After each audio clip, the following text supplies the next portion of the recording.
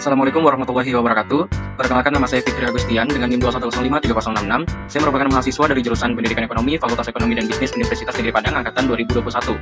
Pada kesempatan kali ini saya ingin membuat proyek video mata kuliah media pembelajaran ekonomi yang bertemakan atau berjudul Identifikasi Masalah Ekonomi, tentang apa, bagaimana, dan untuk siapa barang diproduksi.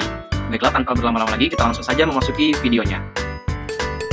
Identifikasi masalah pokok ekonomi itu tentang apa, bagaimana, dan untuk siapa barang diproduksi.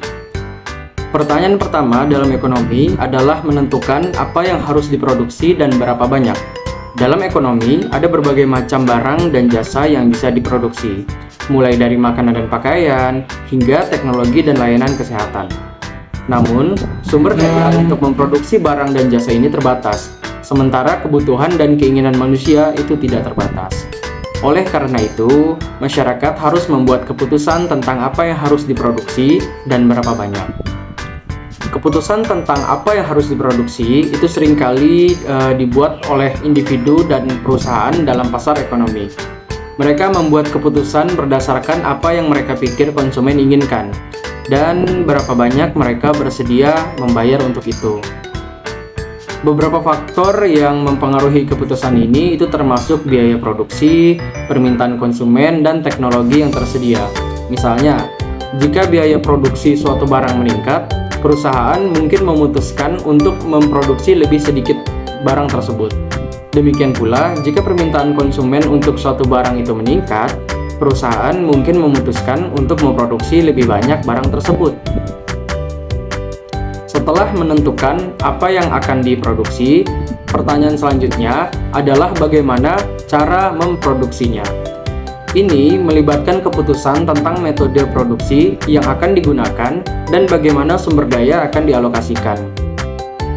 Metode produksi itu merujuk pada proses dan teknik yang digunakan untuk mengubah input, atau seperti bahan baku, tenaga kerja, dan modal untuk menjadi output atau barang atau jasa.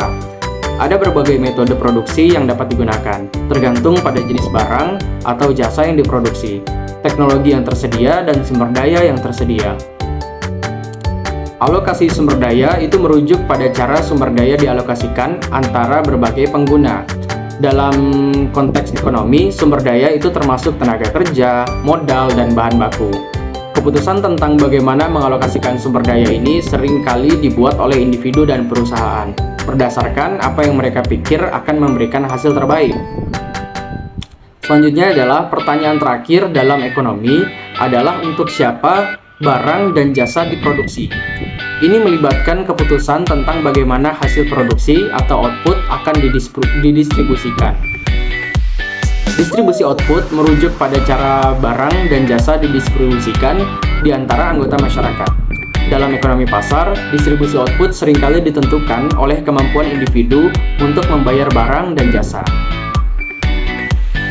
Dua konsep penting dalam distribusi output adalah keadilan dan efisiensi.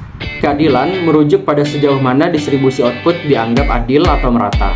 Sementara efisiensi merujuk pada sejauh mana sumber daya digunakan secara efektif untuk memproduksi barang dan jasa.